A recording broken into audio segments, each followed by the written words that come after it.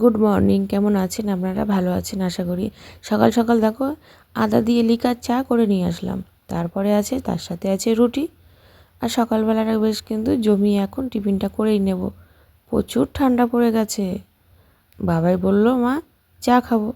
তাই আমি চলে আসলাম রান্নাঘরে তার মধ্যে আছে মুড়ি। সব মিলিয়ে মিশে কিন্তু সকালটা বেশ জমিয়ে এখন খাওয়া হচ্ছে। 2 কাপ বেশ সুন্দর করে লিকার চা করে নিয়েছি। আর গরমের মধ্যে না চাটাই কিন্তু বেশ এখন ভালোই লাগছে। আমার বাবাই এখন চা খাচ্ছে এদিকে, আর আমিও চা খেয়ে নিলাম এর মধ্যে। আর প্রচুর ঠান্ডা লাগছে কিন্তু বন্ধুরা, বিশ্বাস করো। আর চাটা কিন্তু গড়ায় লাগলে না বেশ আরাম লাগছে আর কি। যাই হোক, এখন প্রচুর ঠান্ডা। তোমরা কে কোথা থেকে দেখছো ভিডিওটা অবশ্যই একটা করে লাইক করে দিও। তারপরে চান ফান করে পুজো পার্বণ কমপ্লিট করে চলে আসলাম রান্নার দিকে। কি রান্না করছি বলো তো?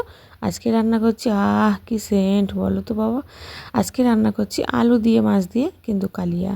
আর চান ফান করে পুজো করে কমপ্লিট করে চলে এসেছি। দেখো আমার আলুটা কিন্তু কষানো হয়ে গেছে।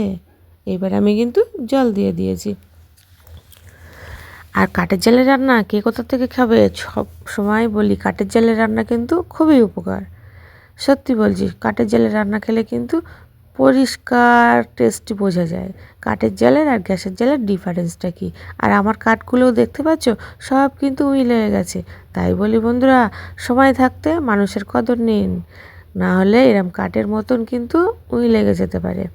তাই বলি এই মাছ ভাজাগুলো সবাই চলে আসো, 1 পিস করে তোমাদেরকে দেবো, বেশি না। বলে না 1 পিস করে খেলেই অনেক। দেখো আমার মাছের ঝোলটা প্রায় কমপ্লিট হয়ে গেছে। এখন আমি এই মাছের ঝোলটা কিন্তু নামিয়ে নেব। একটু ঝোল রেখেছি, একটু ঝোল না রাখলে কিন্তু আবার আলুর মধ্যে কিন্তু মাছের মধ্যে ঝোলটা টেনে নেবে। তাই বলি বন্ধুরা, মাছের ঝোল থাকতে থাকতে একটু নামিয়ে নিতে হবে। মাছের ঝোল করছি, যদি একটু ঝোল ঝোল না করি কী দিয়ে ভাতগুলো খাবো বলো তো? আর আজকে আমার বর বাড়ি আসবে কলকাতার থেকে। তাই বলি তাড়াতাড়ি চলে আসো আমাদের বাড়ি। বেশ সুন্দর করে মাছের টেস্টি টেস্টি ঝোলটা রান্না করেছি, তোমাদেরকেও দেবো, আমিও খাবো। ঠিক আছে বন্ধুরা? তাই এরপরে আমি কি করব বলো তো? মাছের ঝোলটা নামিয়ে নিলাম। আর দেখো কি সুন্দর কালার এসছে। আর আজকে কিন্তু মাছের ঝোলটা সত্যিই টেস্ট হয়েছিল।